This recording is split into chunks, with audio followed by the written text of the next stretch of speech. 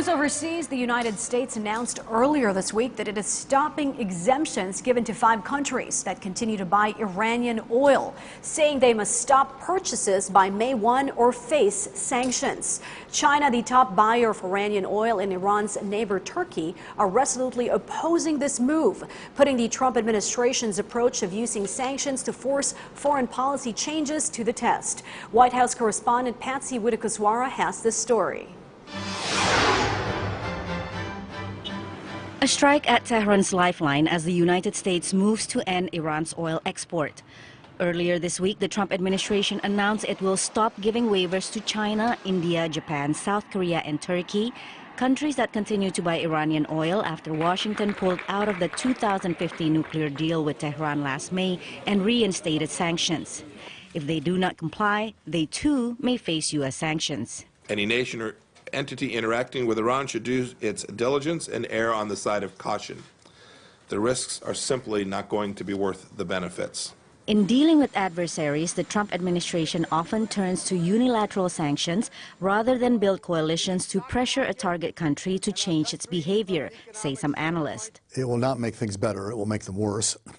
It will alienate the 5 countries that are involved. China buys about half of Iran's oil and resolutely opposes the move.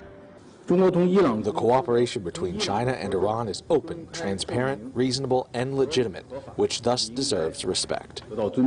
Iran's neighbor Turkey also denounced the move. Politically, it is not right. Ethically, it is not right. In terms of commerce, it is definitely not right. India, the second largest buyer, has signaled it will comply.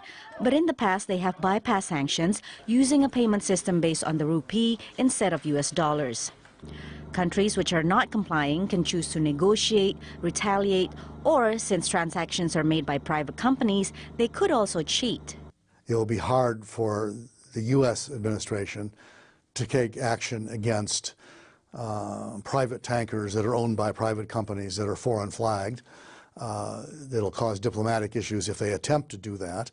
On Tuesday, oil prices hit a 6-month high, following signals from Gulf OPEC members that they will raise output to offset oil shortfalls only if there is enough demand. The Saudis have not come out and really put out a strong message that they would help replace any barrels that are lost in the process of ending the Iranian waiver program. Iran has threatened to retaliate by blocking the Strait of Hormuz.